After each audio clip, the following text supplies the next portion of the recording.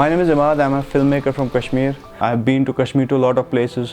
जिसे कश्मीर एक्चुअली कहा जाता है कि Kashmir is a beautiful place. तो that is not only about these touristy places like Sonamarg, Gulmarg.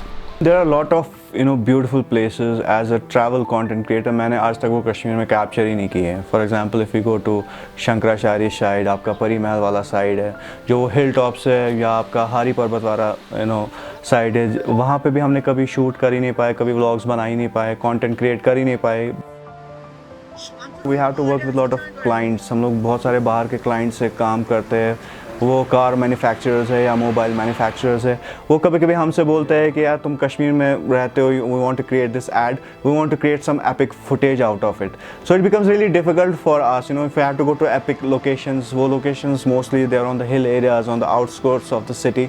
तो वहाँ पे भी जाना बड़ा ही मुश्किल हो जाता है because we have to follow a huge this process of permissions जो हमें जिसमें एक महीना भी लग जाता है फिर भी नहीं मिलती, क्योंकि it becomes very difficult for us to explain to army personnel के हमारे पास कैमराज क्यों है, क्योंकि वी आर नॉट जर्नलिस्ट. हमारे पास ऐसा कोई कार्ड नहीं है कि we can identify our job. अब ये उनको बताना कि हम लोग यूट्यूब पे वीडियोज़ बनाते हैं, ये बड़ा ही मुश्किल हो जाता है.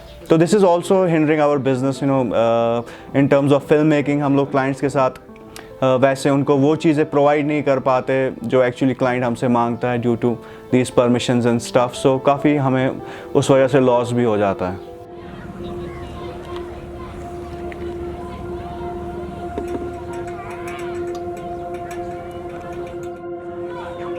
After 2019 incident, security has been a big issue. And if we talk about the security with respect to photography, there are a lot of restrictions when it comes to that. Like for example, if I have to click any heritage house in Lal Chowk, for example, people or the security personnel will come and then they'll check my phone and then they'll ask me, have you ever had a permission with respect to that, although nobody lives there. If we talk about normal daily life photography, if I have to click a live element, and that is also a problem. That is also a problem with respect to that I don't get proper permissions.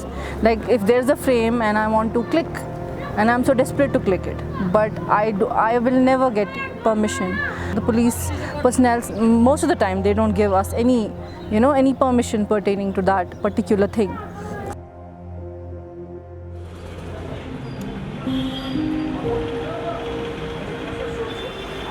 पिछले 4 साल से मैं as independent freelance journalist काम कर रहा हूँ कश्मीर में. जैसे मेरे साथ जो मेरे बाकी कलीग्स हैं, हम लोग डिफरेंट ऑर्गेनाइजेशंस के लिए काम करते हैं.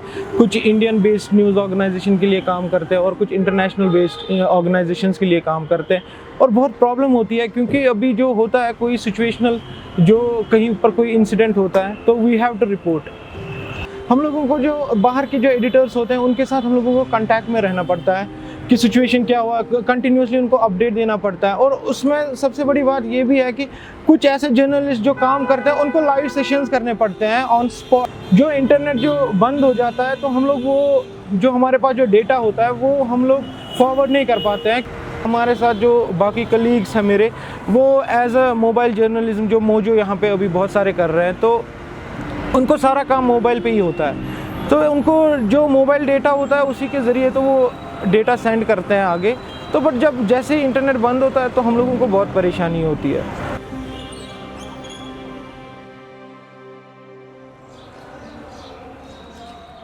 कुछ दिन पहले यहाँ पे जब यासीन मलिक का एक जजमेंट चल रहा था दिल्ली में, तो वह कवरिंग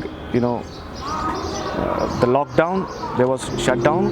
शाम को क्या, अगर शाम को जैसे हमने पिच की थी स्टोरी तो इंटरनेट स्नैप किया गया, मोबाइल इंटरनेट बहुत जगह पे श्रीनगर पास. तो जहाँ पे हमने पिच किया था वहाँ पे स्टोरी वाज हम फाइल नहीं कर पाए, तो वहाँ से हमें we didn't response to them. उनको जैसा लगा कि वी आर अनप्रोफेशनल. सो ऐसे चैलेंजेस होते हैं. It's not the first time we are facing this kind of challenge. इससे पहले भी we have face this challenge of internet. जब आप फ्रीलांसर होते हो तो जब आप स्टोरी करते हो तो आपके मन में ये होता है कि कौन सी स्टोरी करनी चाहिए हमें, क्योंकि you have to think 2-3 times कि कौन सी स्टोरी जो है जिसकी वजह से आपको कोई प्रॉब्लम ना हो।